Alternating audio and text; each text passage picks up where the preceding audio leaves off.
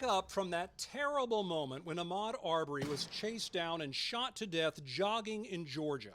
Note the claims of innocence by lawyers for the accused father and son, and then think about the third accused man, William Bryan, whose lawyer also says he's innocent, that he was on his porch, saw two men in a truck he recognized chasing someone he did not, and followed them, taking video of the incident. He does, with all due respect, what any patriotic American citizen would have done under the same circumstances. Now listen to another take. If Arbery had been white, that man you're talking about would have been out there to find out why they were chasing him.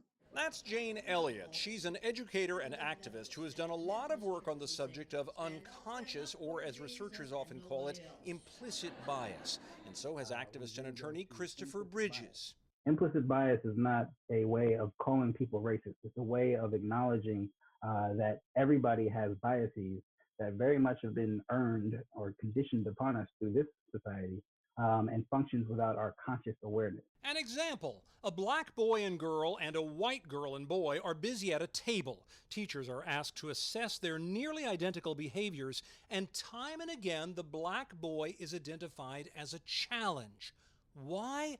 Researchers say it's because our whole society is steeped in the idea kids like him are trouble. It's unavoidable to have implicit bias. The problem is implicit biases actually impact different groups way worse than some of the other biases or general biases we may have. Take those ingrained attitudes into adult life and you get, even among folks who do not think they're racist, a bird watcher asking a woman to leash her dog only to be met with fury and a call to police. There is an African-American man. I am in Central Park.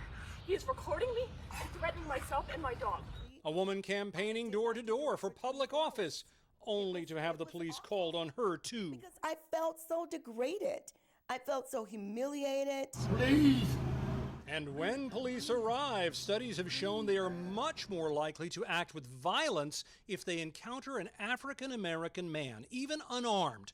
So much so, a study last year found the average black man has about a 1 in 1,000 chance of being killed by police over his lifetime, more than double the risk to a white man. They are more likely to kill a black person than a white person because they have been taught for 500 years that white people are superior to all others. Defenders say statistics show African Americans commit crimes at a higher rate. But skeptics ask, how can we trust those stats if implicit bias is constantly steering everyone to look for crimes involving black people? Remember, in the Arbery case, a suspect initially said they saw him poking around a house under construction, and an investigator says the accused shooter said he had a gut feeling that Mr. Arbery may have been responsible for thefts, even though a security camera caught white people looking around the same building. In America, implicit biases, implicit racial biases, incredibly and disparately impact a lot of the ways in which African Americans and other people of color live and experience their daily lives.